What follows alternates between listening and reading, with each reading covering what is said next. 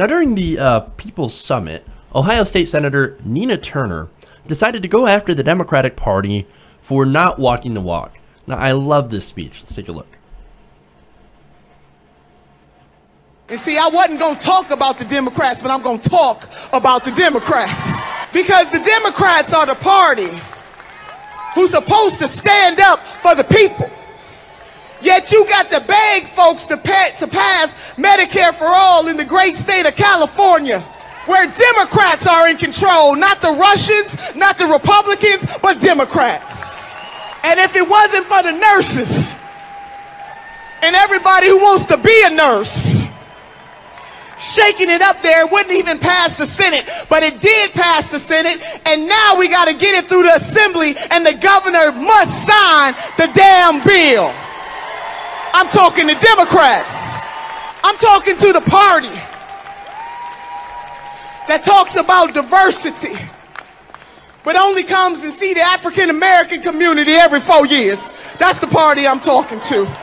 I'm talking to the party that has yet to elect an African American to an African American woman as a governor in the United States of America. I'm talking to Democrats. You can't just talk the talk, baby. It's time to walk the walk. We gonna take a page out of Janet Jackson's book, What Have You Done For Me Lately? And if they ever want to win again, if they ever want to get those 1,100 seats that they lost, if we ever want to regain governor's mansions across this great nation, we cannot just talk the talk and whisper sweet nothings in the ears of folks. What we have to do is show that when we are in power, the lives of people change. Wait a minute. You mean the Democratic Party can't just give us empty platitudes and carry hot sauce around in their purse? Oh, really? You actually have to change the lives of working people? But if you do that, you can't help the corporations. No, I absolutely love what Nina Turner has to say. Look, she's right. Going after the Democrats, and by the way, all your public pressure on the Democratic Party and the fact that Medicare for All is so incredibly popular across the nation, especially among Democrats and independents, that's the reason that this bill got through the Senate. And if you continue to apply that pressure to the governor, then he best, if he wants to continue keeping his job, then he best damn well sign the damn bill. But back to the Democrats here. Look, it's obvious that you cannot serve two masters, which unfortunately the Democratic Party does. Because, look, unfortunately, those masters are at odds with each other. And that's the problem with the Democrats. It wants to serve both of those masters in order to get votes. You got to appeal to the people, but in order to get money, you got to appeal to the corporations. And the thing is, they spend this money on consultants and television ads, and they end up representing those special interests. They end up representing those who donate the most money. Again, going back to Medicare for All, it is kind of having a hard time in California, despite its progress, and despite it being incredibly popular among those Democratic voters. And it's because of the health insurance industry. Every time that a state has tried to bring forward a single-payer plan, whether it be in Colorado or even in Vermont, health insurance industries with deep pockets come and crush it. They inundate people with television ads that they buy, and they continue to bribe politicians with campaign donations and promises to support their further campaigns down the road if they kill these pieces of legislation. The healthcare industry put millions of dollars in this fight, and it's because they have a huge financial stake in the process. Now, most of the American people, however, want a Medicare for All system because we don't want a middleman who's just there to skim profit off of us and make something that shouldn't cost as much cost even more. Imagine this system, a government-run system, has such little overhead that it's actually going to save you money in the long run. And California might be the only state that is able to pull it off because they're such a big state and because they have such a wide tax base. But when it comes to legislation, progressive legislation, we've gotten to a point in America, and we've been here for quite a long time, where money overshadows everything and where the parties no longer serve the voters. Now, some people might ask, what about a new party? That's fine, but what happens when that one gets corrupt? Until the system changes, every new party that becomes a major player eventually becomes beholden to special interest money. And that's one of the problems. I'm not saying we shouldn't do a People's Party. I think it's a great idea. Or build up the Green Party. I think it's a great idea. But don't just stop at that. What we need to do is we need to fix the system that corrupts these parties in the first place.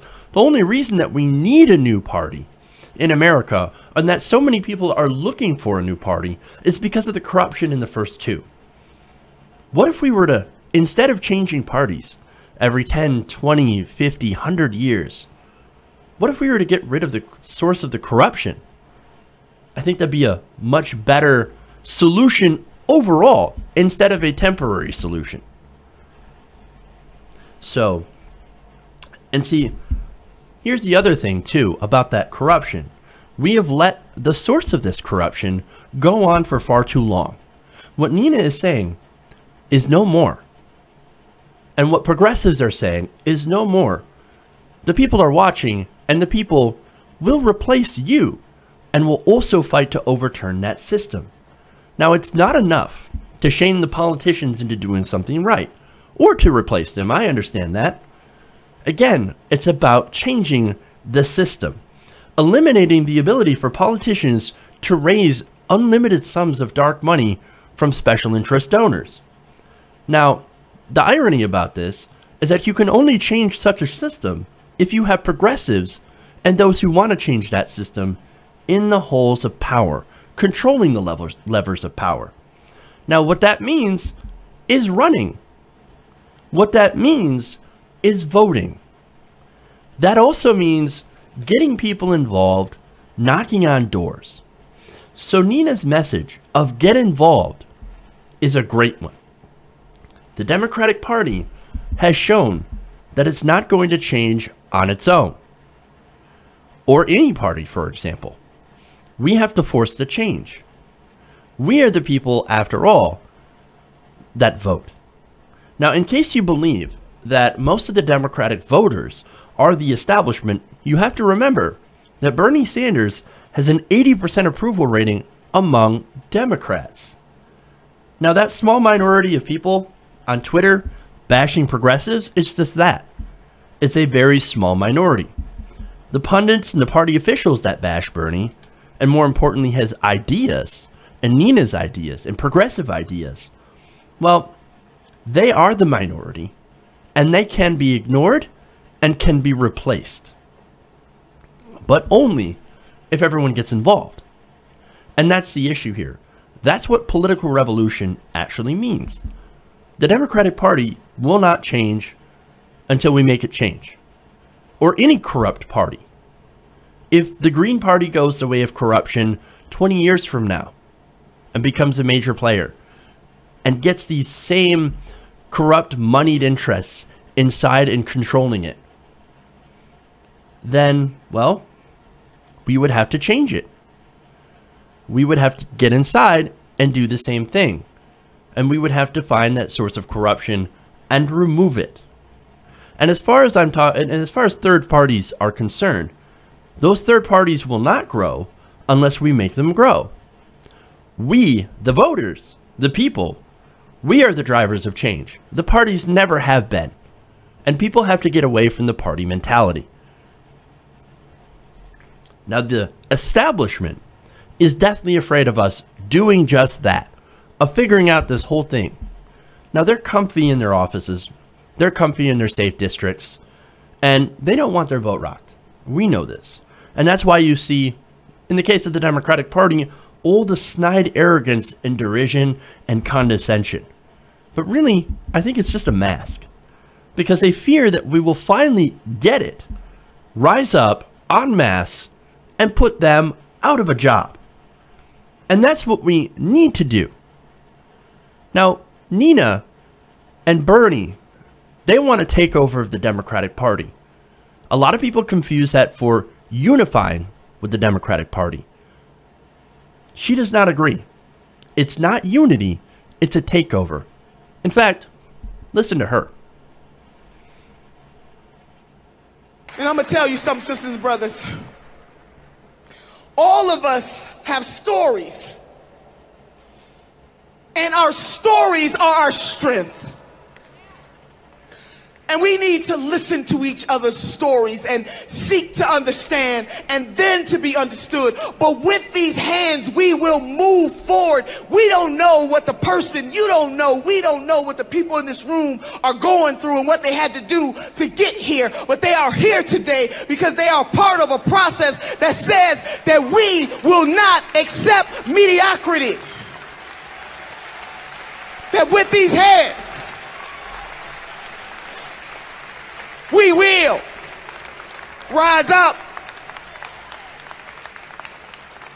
And when generations yet unborn tell the story of the People's Summit, I want them to be able to say that year after year, sisters and brothers came back year after year telling stories of both of triumph, of how we were overcomers, not just for ourselves, but for generations yet unborn. If you don't care about something that is bigger than you, we don't deserve to be in the places and the spaces where we are. And we need to hold all of these elected officials accountable. I don't give a damn whether they are a Democrat or a Republican or Libertarian or Green Party. If they are not fighting on behalf of the people, they got to go. There will be no more unity just for the sake of unity. We're just not doing it. Hey everybody, thanks for watching this video. If you want to see more like this, please hit the subscribe button below. And if you want to support truly independent progressive media, please consider becoming a patron at patreon.com/TYTNation.